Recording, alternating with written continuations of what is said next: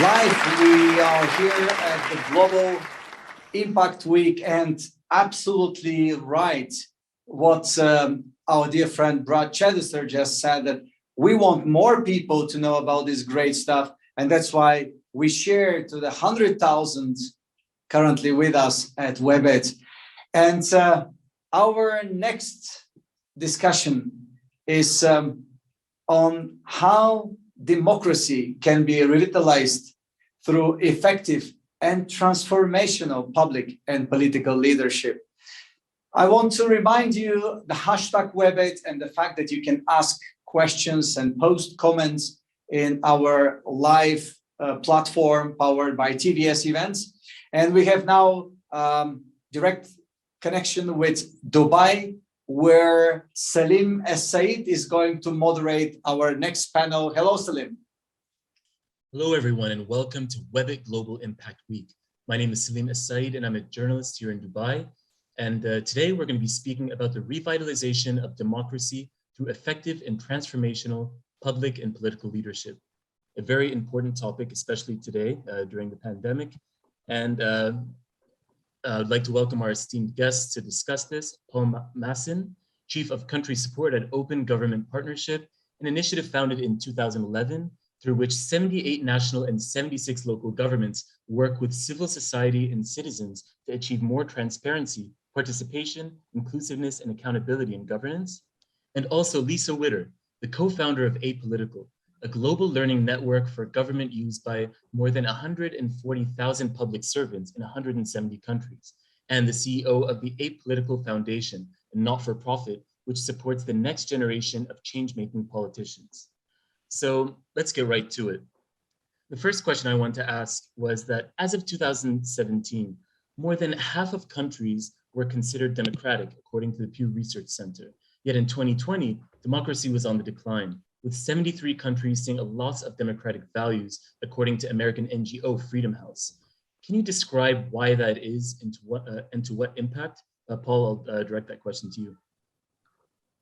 Well, why that is, it's a big question, I think. I think that the numbers are correct. And I think if you're a pessimist by nature, you can find a lot of data and trends out there of why democracy is in such a bad state at the moment. And I think one of the reasons is, for example, the rise of digital platforms and social media, which creates a space in which there's much more polarization. It's one of the reasons why I think democracy is under threat. I think another one is the rise of autocrats, right? There's a lot of anxiety in society, things people are afraid about. They're afraid about the climate, they're afraid about jobs, they're afraid about the future in many ways. And that is very fertile ground for a certain type of leaders to sort of rise to the occasion, if you want, and take over the helm in many countries. And if you see a country like Hungary or even the US under Trump, it's a fertile ground to come into a leadership position and then start, changing the system of democracy to sort of accommodate what you were trying to achieve, more for you personally than for you as a society. So there's a whole bunch of trends, I think, out there that combined lead to this sort of decline of democracy. I'm an optimist, though, by nature, and I think I see a lot of positive things as well. For example, very brave leaders across civil society and in government and bureaucracy and politics, but also a lot of experimentation around creating opportunities for citizens to participate in society, to open up dialogues, to be part of decision making. So glass half full, I would say, although there's definitely a whole set of countries that are incredibly problematic and where some of the recipes that Lisa is working on, or that OGP is working on, might not immediately work because the political climate is so tense and so negative that it's hard to intervene. Oh, definitely. And let's take a step back, just as we're going to really delve into this and dissect, how to encourage democracy around the world. Can you first of all define what democracy is and how you measure it? Is it more than allowing free and fair elections?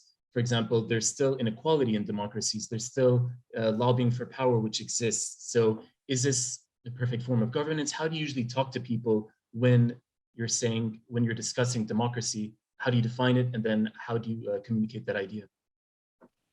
Well, oh, sorry, is that for me or Paul? Yeah, sorry, for Lisa, yes. Okay, go ahead, yeah. So Paul, I was just about to say how wonderful it is to be here with Open Government Partnership. Big respect for you and the work that you do. And it's a nice segue into how we at Apolitical think about democracy. And I think this is really important because a lot of people throw around the word democracy. What are the values, democratic values, and what is the operating system of democracy? And I just, Salim, just to the very, very beginning of how you framed this session, revitalizing democracy, I think it's a chance to like reignite and sort of rethink it and do it differently. I'm like you, Paul, an optimist, and I don't know that democracy works so well for a lot of people for a very long time. When you currently only have 1 in 4 people in politics being women, so the underrepresentation of a lot of groups. So what a great opportunity that we're sitting on. I'm glad to be surrounded by optimists. But we think of democracy as a bit of a flywheel. So at the bottom are the citizens and civil society, but in particular citizens who have the vote. To have the agency over what type of world that they want, what type of community they want, how do they want to live, what the social contract should be. They elect representatives to go and take that mandate. Now, it's important to say that politicians are people. They come from the citizens, and in the best cases, they bring that mandate from their communities into it. I see great politicians all around the world. To Paul's point, we don't talk about those ones because the brain likes to focus on the negative, and social media has put that on crack. It's a reflection of our brains, not just their business models. It's a combination. And then the politicians then give the mandates to government who deliver on democracy, because democracy just isn't about elections. It's why we do it. It's so that we have input into the sort of society that we want, and then we actually deliver on that, and that the civil servants spend their days doing it. And on both those sides of the flywheel, I think all sides of the flywheel, there needs to be thought about how we show up as politicians or as civil servants or as citizens in our role in democracy. But I would say in the 2 parts of the flywheel that I'm obsessed with, and I think Paul is too, at least on the civil servant side, is we really need to have a call for the best and brightest people to go into government and politics right now. In the situation we're at now, governments are spending more money than they ever have before, particularly during COVID. We have some of the biggest existential crises of our times with climate change and all the things that we talk about.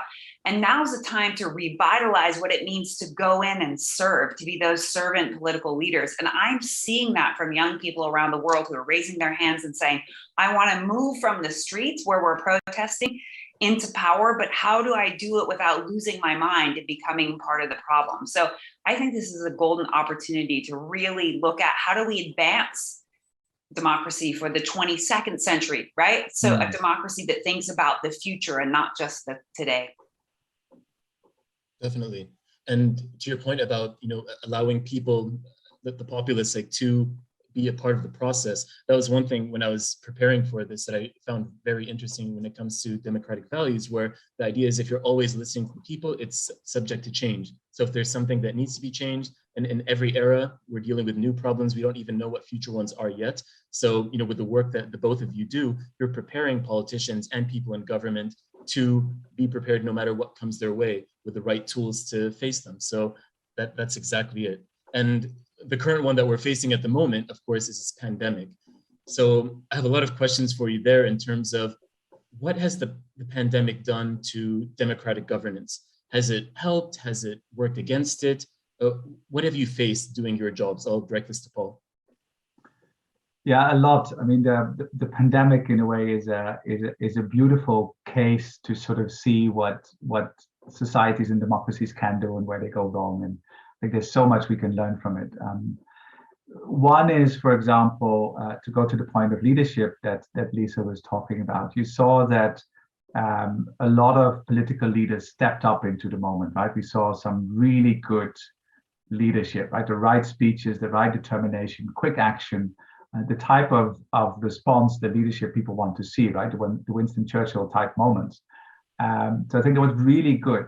What was challenging is that not every leader, every politician could follow through with it, right, in actually delivering what was needed, which you saw come back, for example, in procurement, right? I think we're also going back to what Lisa was saying. There's so much money that government is spending in general, but now also around the procurement, and especially also in propping up the economy during the COVID pandemic.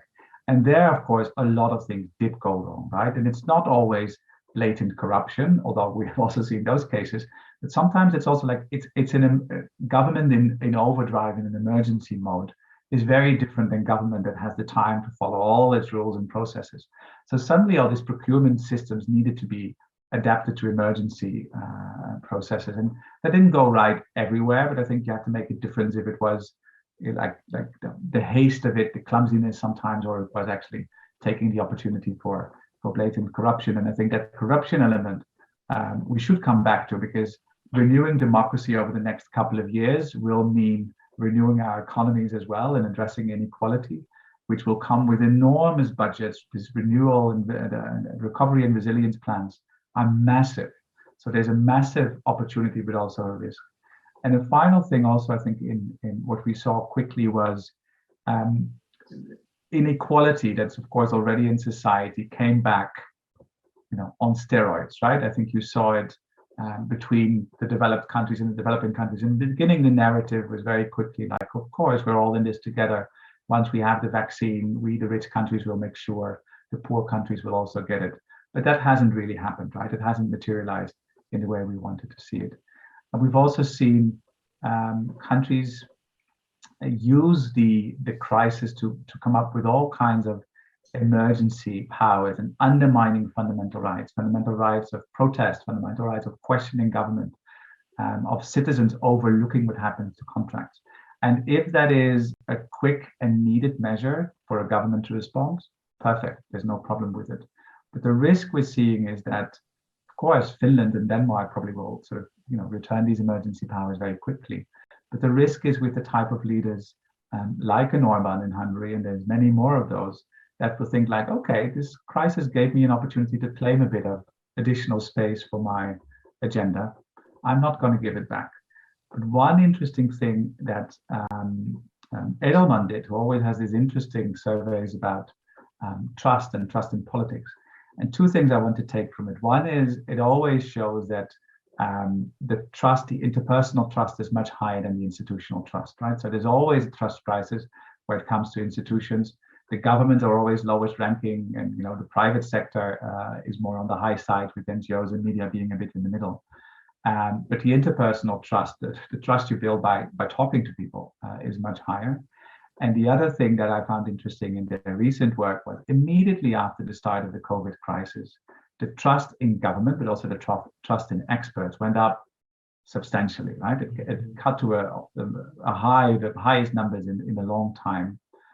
But 8 months later, 10 months later, it dropped again, because going to my first point, like, it's one thing to make a good speech and to act the leader. It's something else to be the leader that actually manages to follow through and deliver on what you say in those big speeches in the beginning. And that's, I think, where some leaders have succeeded, but many also have failed in the crisis.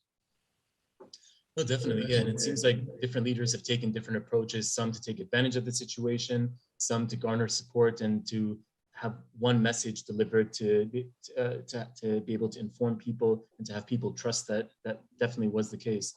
And for Lisa, I want to shift in terms of public health and policy, especially when talking about democracy. For example, I live in the UAE, where there were a lot of unilateral decisions made. There wasn't that public forum, from the people to get involved, because I'm also an American citizen, for example. So I saw in the US where there were some people, for example, who said, no, I don't want to get vaccinated, or that, no, I don't want to wear a mask. It's a violation of my First Amendment rights. How do you answer these questions? Because a lot of them are valid, but sometimes it gets in the way of public health when you need to make instant decisions to save so many lives and stop the spread of a disease during a pandemic. How do you usually consult people when addressing this topic? This is the question, right? The difficult question. If it were easy to answer, we would. I mean, what I do know, I'm sitting here talking to you in Berlin, but I'm from a town called Everett, Washington. And just how live this is in people's lives. My mom, who has low lung capacity, she worked in a paper mill her whole life, decided that she was going to wear a mask the entire time, vaccinated or not, because she just wanted to protect herself. And she was walking into a Walmart, and there were two gentlemen wearing American flag bandanas, with a gun on their hip, and they raised their hand and said, don't take away my guns, you mask wearers, right? This is like the tension that's playing out in our societies. We're living in a powder keg right now. And what I find very difficult, I have a lot of empathy for political leaders right now in these situations, right? Because on the one hand, they're exhausted, they're tired, they've been in this for a very long time. In Germany, we've seen suicides in other places of political leaders who are just like completely exhausted by these difficult moral choices, right? And just think about what's going on in South Africa with this new variant. The politicians would be seen as not acting quickly enough, and if they leave their borders open, they're seen as not taking very quick action. So this is a kind of a non-win for everyone particular moment.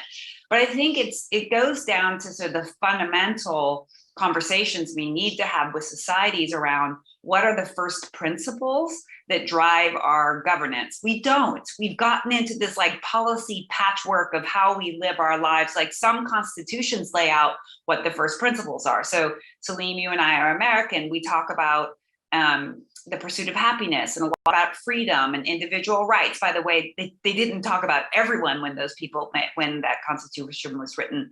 And things like mask mandates, I find this quite difficult because yes, you have the ability to have a freedom to not get vaccinated and not wear a mask, but what about my freedom to have to wear a mask and have to get vaccinated and not have the economy open because you're not? And these are very challenging, very deeply philosophical, ethical questions that we need to be having and talking with our citizens about, and not just leaving it to the politicians to decide. Politicians are representative. They need to ask the questions and they need to listen, and then they need to make a decision. And I think democracy will not work if we're seen as we elect the people on high that go away and make the decisions. We need to listen to people, listen to experts, and make decisions and stand by them, and then flex when things aren't working and have that adaptability. I think one of the reasons why trust is so in a difficult place right now is the world is changing so fast and our brains are hurting with this amount of change. And so one of the positive things I've seen, just to piggyback on Paul's comments about what's changing in government and politics, is you're finally seeing more agility in the system because they have to be more agile. And that there was a lot of resistance to doing things differently in many governments around the world. And we're seeing new muscles being built and being flexed in new things like digitalization, not digitization, but like changing how we think about government delivery. So I'm seeing this as, from a government perspective, a net positive for new skills and mindsets. From politics, it's tough, right? Because we're in this kind of no-win situation with our political leaders, because in this polarized time, it's very hard to make everyone happy. And maybe that was never what politics was about. Definitely. And I think that's a key thing about communication and transparency, because they're never going to be able to predict every new situation and how to act properly. But I remember one thing that I was noticing was that people would get upset when a politician would say something and then they change their mind about it later on. But if there's that being candid about it and saying, what, this is something that we're learning about, we're advising you as we go along. Yeah. I think that is the best policy in terms of speaking to people and gaining their trust so that they can follow what you're saying as their representative. And as you said, mentioning about digitization versus digitalization, technology has had a very significant role during the pandemic as well in terms of disseminating information, people having conversations, and we've seen positive effects of the introduction of new technologies to encourage democratic values, such as with the Arab Spring in 2011, which allowed people to communicate, to really gather when they weren't allowed to have those spaces, and to really push for democracy in their countries. But then there were also the negative, where as we're learning more about data science and about we have artificial intelligence gathering information about us behind the scenes. When we're just going online to talk to our friends, for example, like in 2018, We had the issue with Cambridge Analytica using personal information of users acquired from Facebook for campaigning purposes in 2016 US presidential elections. So what is your take on technology and addressing new technologies that are being introduced into the system? How do you advise politicians to handle something that maybe doesn't have a policy on how to use it properly, or we don't know what that is as of yet? Paul, what do you advise people that come to you and say, we have all these new technologies that we're facing, how do we use them properly in a democracy? It's a very good question. And some of the examples you use, Arab Spring and sort of the optimism of technology was very much in the thinking of when OGP was founded in 2011, right? It was a big optimism. You know, there was so many access to information laws, open data was coming up, civic tech was coming up, the Arab Spring. So people were really in the optimistic mode about what technology could do. And that's also still very much, I think, with the part that I believe in. But I think you have to sort of know that technology in itself is not good or bad, right? It's neutral. It's what we do with it and the skills we have that sort of decides what happens with the technology.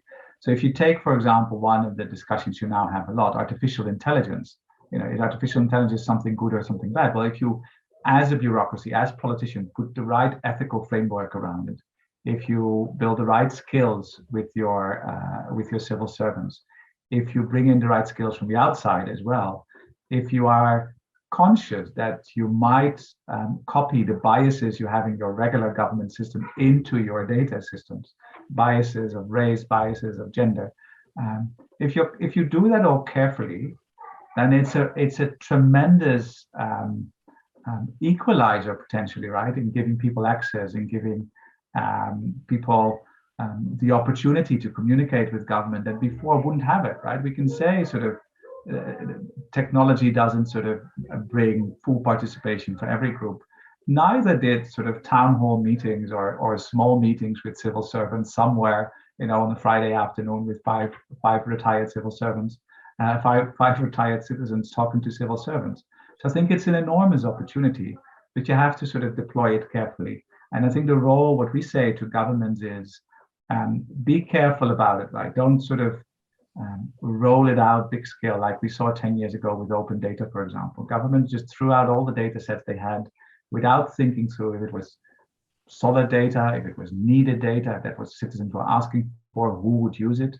So you have to do it sort of carefully, step by step. And one example, linking it back to what you were saying about COVID, which I really liked, is one of the leaders when it comes to openness and technology is France. And when the pandemic happened, very quickly they threw out the raw data around health, like hospitals, vaccinations, but everything they had, they just put it out there, like, you know, see where it's helpful, see who can use it. We just want to sort of be open and transparent. And what happened, which I really liked, is the government sort of pulled a dashboard around it as well, sort of open up that information, but it was a very clunky government-style website, which didn't really open up the data. And then there was one individual French citizen that just, you know, created a dashboard that now all the French people are using because it's so much better than the government can quickly do.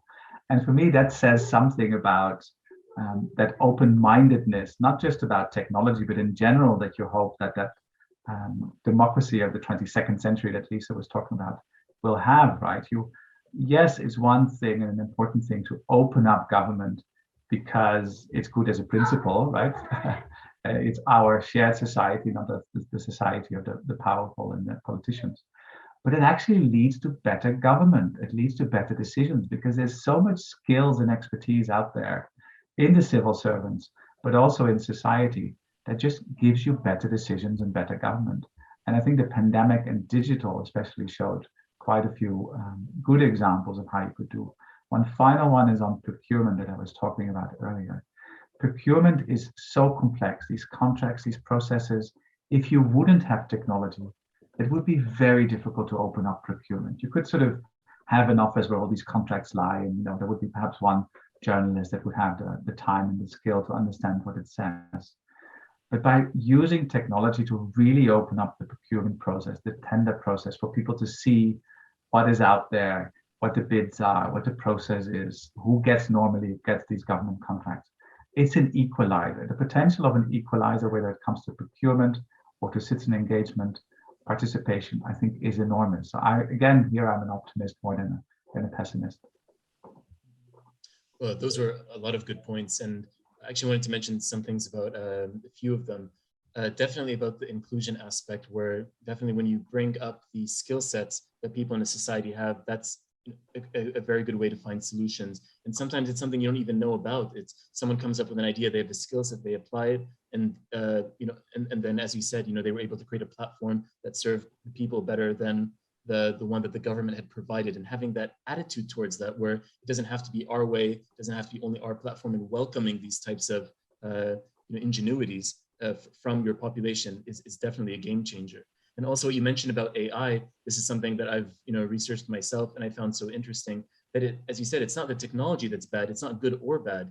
It's technology reflects the inherent human bias that might exist. The examples we had from like 2015 with Amazon's AI recruiting engine, it identified that applications with the word women's were less preferable, and it just automatically put them to the bottom of the pile. And it wasn't something that someone deliberately did, but it just identified a pattern and then just decided that this is what the pattern is. So that must mean these are worse, these are better. Same thing from a study from MIT in 2018, detecting errors toward identifying black faces with cameras. It's just a technological thing. It's not intentional, but at the same time, we have to look at our data sets. And I'm sure this is something that you have discussions with when talking to politicians, that these are things that have to be taken into consideration when implementing new technologies such as social media, which has such an impact on our mental health and in so many aspects of our lives. And that's why I want to direct this to you, Lisa. In terms of one thing that technology has done, such as social media, it's really cultivated the idea of misinformation, alternative facts. And when you're listening to politicians using information such as this, how can you actually communicate and relate to to the public if there is such clutter where people don't know what to believe, they don't know who to believe? And this seems to be something that's propagated by the tools of social media and public discussion. How do you navigate that? It's not an easy time to be a politician, is it? Right? As we've seen just recently, a politician murdered in the UK, and when many in Mexico, we just had an election in Mexico where I think 17 politicians or candidates were murdered. It's not an easy time, and I don't say that lightly. These are people who raise their hand to say, I want to go for my community and go in and serve. These aren't all people. I think one of the things many of us do is we have this picture of a politician, of these like uber powerful people who are trying to hold on to power forever. And that's an inaccurate, incomplete view of who we have in politics. And on the misinformation, something that's really important is, as Paul was talking about with technology, we have basically mostly old people representing us in our governments. And when I say old, I'm 45, right? Like I barely grew up a digital native. Sorry, 48. I barely grew up a digital native. Like I started coding because my parents were weird. They bought an Apple IIe. I don't know why they did that. But I did a bit. And so I know a little bit about technology, but I meet a lot of politicians. You just see it in the hearings where I don't even blame them, but they don't even understand what is going on. So we need new and different voices in the political system as elected representatives that are sitting in these hearings, that are working with the civil servants, that are working across borders to solve these problems. I mean, funneling misinformation is very, very, very, this is a very hard task. I'm on conversations with public servants and politicians from around the world about how to address this.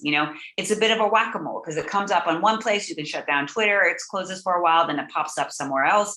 There's great work done in Finland, in my kids' schools about how to educate people to look at sources. There's definitely a call and a need for regulation, which people are looking at. All of that needs to be done. But unless we have political leadership, unless we have voices from the outside, civil society saying this is going to happen, we are all going to be taken over by the machine. And what I will say, if there's one sort of piece of advice I could give to government and politicians right now, and this is a hard one in the era of COVID, and this goes back, Paul, to your thing around trust and where trust is at. We know that trust is a proximal relation. This goes back to evolutionary biology, right? So the closer you are to someone in proximity, the more you can see them, the more you can sort of feel them, the more likely you are to trust them. There's a lot of exceptions to that, like if you've had bad experiences, all of that. But oftentimes, federal government is very far away from our lives. And all they do in many places is they send us our tax checks. And we don't see the relevance of them. Maybe in foreign policy, it's that local and city government is where the proximity is. And Paul, I'm sure you've seen in this data where trust for local politicians is higher than federal politicians. Yeah. And so if we're having trouble with misinformation and trust in institutions, how can we lessen the role of the prominence of the role of the federal government in our lives? And how do you make government much closer to the people, really to the people? And just one last thing that I find really interesting in talking to politicians who are so worried about, they come in from civil society, many of them activists or advocates who go into government, and they're really worried that absolute power is going to corrupt absolutely. And one of the things we've learned from social science is that empathy is a trait. It's the trait that comes up all the time that we want in our civil servants and our politicians. Empathy, right? Empathy is a trait that we have, according to research, that allows us to collaborate with other people. Well, why do we need to collaborate with other people? To survive, right? And we empathize with each other to collaborate so we can survive. When you have more power, the research shows, your ability to empathize goes down because you don't need that anymore. So good people go into the political system, and we've designed systems, Paul, where good people go to the top and they lose touch, right? They lose touch with, they have almost too much power. So I always advise, make politics very local. Get out and talk and listen to people. Get out of your boardrooms. The political training academies that we run around the world, they're in train stations and city halls. They are not in fancy places. I really like this, Finland and Demos is a think tank that many of us in this space look at. They're calling for humble governance, humble politics, really service-centered politics. And I think it is possible. And I think everyone watching here, we don't have a choice but to make politics and government better. We don't. The choice is the other side, right? The choice is that we're controlled by dictatorship. We need to reboot democracy in a humble way. And that means citizens beginning to believe and going in and being part of it. We need the best people going in to make the body that regulates all of this and spends 40% of our GDP. And I'm really calling, like, if you're watching right now, think about going into politics. Think about going in and serving in your civil service. Like, we need people from different backgrounds going in and really improving the operating system that allows us to have freedom and health. And in my case, free vaccine in my arm and childcare for my kids and clean air. So a real call, particularly if you're in business, to think about how you can hold up democracy by getting engaged in some way and as a citizen or going into government yourself. 100%. And those were very good points. And it was actually answering a question that I was going to ask afterwards in terms of how do you actually teach, for example, like with new technology or anything new, and it involves inclusion. You have people who've been there a long time, they know the system, they have something to offer, but at the same time, you have young people who this is almost native to them, where they can teach elders about how people react. Because as I've seen, like in the US, for example, like you have older politicians that get surprised by a reaction to something they did on social media. A young politician can explain that to them and help them act better. And it's something that we need to work together on. And that's why I have another difficult question for you, Paul, in terms of, in my viewpoint, I think the two things that aren't licensed but probably need licensing are parenthood and being a politician. You can become a doctor, you can become a lawyer, but you have to get a license for that. But to make decisions about people's lives and learning how to communicate with them, and one of the most important jobs out there, how do you actually educate a politician? And that's the job that the both of you have. You're providing resources with something that, like, you don't go to college, you can study political science, but it's not exactly how to be a politician and how to do the job properly. How do you educate? What are the tools that you provide when someone comes to you saying, I live in an environment where we don't have democratic values and inclusion? How can you prepare someone to be transformative in the future? Yeah, that is a tough question, and I think there was a lot in what Lisa was just saying, that the elements that you need, right? I think a lot of it is not hiding in an ivory tower. I think as soon as you do that as a leader, as a politician, in a way you're lost. You might not be lost personally, but you're lost as a good person for society and for democracy, I would say. I think having an open mind, listening, being close to people, all of these things that Lisa was talking about, I think are exactly what this is about. And all the way in the beginning, Salim, you were talking about sort of the big challenges we're facing, and even the ones we don't know yet that we will be facing soon. I think there's one thing we do know, which is most of these challenges will not be solved just by politicians. They will always also need the private sector. They will need expertise from society. That's a given for me. That's not even a question. Almost all of the big challenges we face are cross-border. They can't be fixed by one country. If you look at setting the rules and the governance for digital, it needs conversations and agreements between countries, but not just between countries, also with companies. So it's a new form of multilateralism in a way, multi-stakeholder thinking. But you also need more time than one election cycle, right? And this election cycle seems to be getting shorter and shorter. And I think that's one of the paradoxes where we get stuck in a way with politicians. If their mind is on the next election cycle, they will not be able to fix big problems. They might be able to fix small problems if you're lucky. I think that there's a lot of changing the mindset type of things where I think the crux of what Lisa was saying was stay in conversation with people, right? Break down the big into the small. So when you see, for example, that a lot of governments are experimenting with citizen engagement, right, and participation. And many get it right, many get it wrong, because it's a difficult thing to get right? It's not just about saying like, okay, on Friday afternoon, you can send me your questions and I will send you my answers. It is actually about a dialogue. Yeah. About things that citizens care about, which might not be what you as a politician care about at this point in time. It might be very local issues like childcare, or the park around the corner, or taxes. And I think there's a lot of breaking down to small things and bringing back the human element, the humility and the humbleness that Lisa was talking about, which is critical. One example that I read today, which I really liked, was a Dutch example. I'm bringing it in because I'm Dutch, but I'd read previously about how the Dutch government is using behavioral science to improve the relationship with citizens. In the beginning, I was a bit skeptical because I thought like, okay, you're changing your tricks, you're not actually changing government. But there was an interesting one today that I actually liked, which was about tax, right? And it is one of those things, Lisa, like you were saying, which people sort of know federal government for. It's the one that sends the tax. The Dutch government did two things. One was a bit of that trick, right? They changed the color of the envelope, which is the trick, right? Because it was dark blue that related to aggression, wrong way. So they changed it to a nice light blue color. Okay, that's a trick. But what they also did, which I think is really important, is if you send in your tax form, 2 weeks later or 2 days later, you get an email from the government that sort of explains like, thank you for handing in your tax form. This is the amount of tax we receive. This is what we do with it.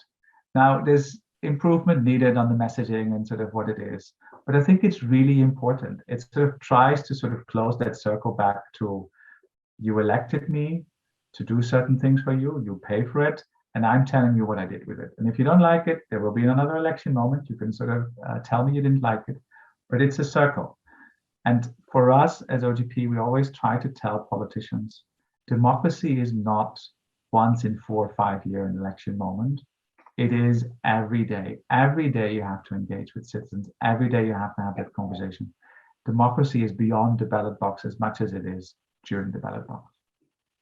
Can I get in on this? I'm so passionate. You just hit like a nerve. I'm so excited that you used the behavioral science one, Paul, because this is what we see at Apolitical, that governments can share with one another. I tried this, this is what worked about it, and this didn't. It's a safe place. It's exactly why we're there. But I want to go back to this, how you train politicians. So this is my passion. 25 years ago, I got frustrated that young people were used as a get out the vote, and we weren't thinking about young people as political leaders in a diverse way. And we were training politicians to give speeches and win elections, but to not do the transformational work in yourselves about why you're running for it and how to be a great policymaker, understand government. So I co-founded my first political training institute 25 years ago, and we've scale that. So I'm super passionate about exactly what you said, Salim. Why do you not need some sort of seal or certificate or something to be a politician? And so we are working on that. We've just mapped, there are 387 political training programs around the world. This is only counting a few within the parties. Most party political training programs are not deeply transformational. That's not a cut against them. They're in the business of cranking out candidates for elections. And so this is what we do. We sit in across different parties, and we run programs for them deeply. We think about it like a political talent incubator for the 22nd century. Whether you're in the left, right, center, no one on the extremes, you have to believe in the SDGs. And how do you gain those skills that you need? So, and then we crowdsourced around the world. What are the 5 skills that a politician needs now that's kind of new for the 21st century? One is empathy, more than ever. And I say we have a kind of a selection problem on who we choose. If you don't want to go and talk to the citizens, you're not the right person to be a politician. Like, that's just not the right job. Go be a scientist. Authenticity, exactly to your point. If you don't know the answer, say, we're working on that right now. We don't have all the answers, but we're going to be with you day in and day out. I'm so frustrated that we don't have prime ministers on the TV every day for 5 minutes saying, this is what we know, this is what we don't know. What a missed opportunity to connect. The next is systems thinking, which is like a big fancy word just to see how things are interconnected to one another, and talk about complex things, but not in complex ways that Paul was talking about. Like, you have to be a great communicator. It's the #1 skill on apolitical people want. How do I communicate? Then how do I collaborate, which is hard because you have to reduce your ego. So if you're a politician, you have to work with people in different political parties, or else we'll just kill each other. And that's not what we want for democracy. And then the last is this sort of science and technology. We've never before needed science and technology the way that we need it at the masses, because it's so present in our day-to-day consumer lives. And Paul, politicians, this is my thought on it. Politicians respond to election cycles because that's their performance review. And we don't have other performance reviews built into the system. And so if they lose their election, someone from an opposing party who probably they think won't have as good a vision and representation than they do. So we want people to win elections. The problem is we have a structural problem that the type of challenges we need solved now, climate inequality, you can't do in these short cycles. So I believe we have to completely reboot democracy from the inside out. And there's great stuff out there, quadratic voting, citizen juries. There's just lots of citizen lotteries. There's lots of ways. And we need a surge of people to go in the system and say, okay, we're going to fix the system from the inside out. And it's not about us as politicians. It's about us as, to change the system so that democracy is fit for that, future oriented. And I see it happening. I really, really do. That was amazing. And yeah, that's exactly it. Like, that democracy is not about battling self-interest. It's about learning how to be empathetic, how to listen, how to make that change. And I'm so happy to hear that you are creating that, you're defining it so that people can know how, like, you have like pillars, you have tiers, and that's something, that someone can say, okay, if I want to learn how to do this properly, these are the things that I have to cover. And because that's not something I think that's so readily available to people. And I'm going to skip my last question about on the global level in terms of democracy, because we only have about 2 minutes left. But I mean, on that same note, because Lisa brought up some very interesting points about the work that she's doing, identifying what is the current issue that needs to be addressed. Paul, what do you see as the thing that needs to be addressed at the moment that isn't available that you think is the hot topic?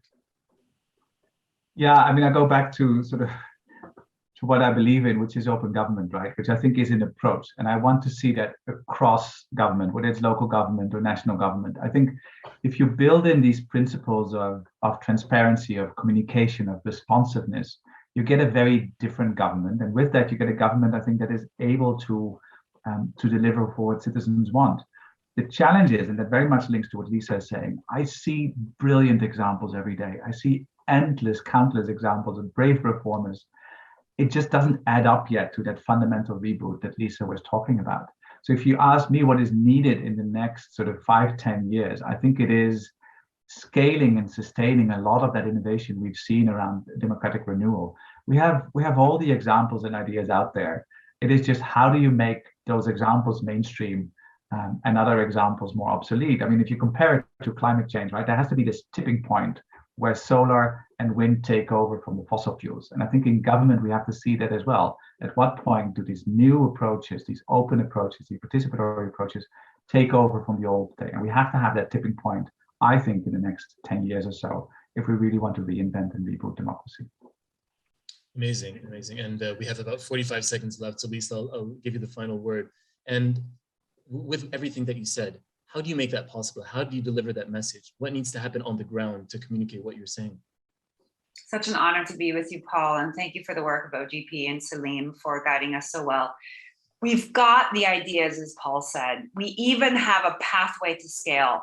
I am focused on talent, really nurturing individuals that turn into groups, that turn into teams, that totally shift systems. We need people urgently right now. The ideas are there. It's just time for mass of us. And we need business involved in making democracy better. We need civil society involved in making democracy better. We can do this. I can see it. Amazing, amazing. So individuals, grassroots level, including local government in the bigger conversation and working together versus working against each other. Amazing conversation. Thank you both. And for the audience, thank you for joining us. And I hope you learned a lot. I know I did. Thank you again. Thank you, Salim. What a great panel and what a fascinating first day of the Global Webit Impact Week. So many fantastic speakers. I think over 100 people have shared their thoughts and visions with you, all leaders in different domains. We have been discussing everything from the very start with Mr. Eric Schmidt, and then moving through the two European commissioners in discussions on building resilient economy and further technology and innovation in the public sector, followed by so many really challenging discussions panels, including global impact of economic growth during the pandemic, and talks with innovators when we talk about social impact of technology and AI.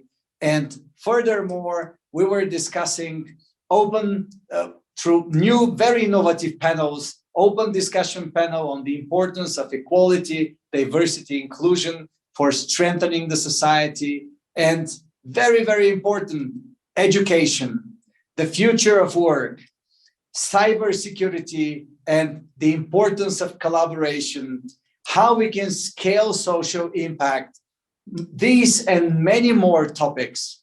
What a day today we had on accelerating innovative solutions in technology, particularly in defense, and revitalization of democracy through effective and transformational public and political leadership.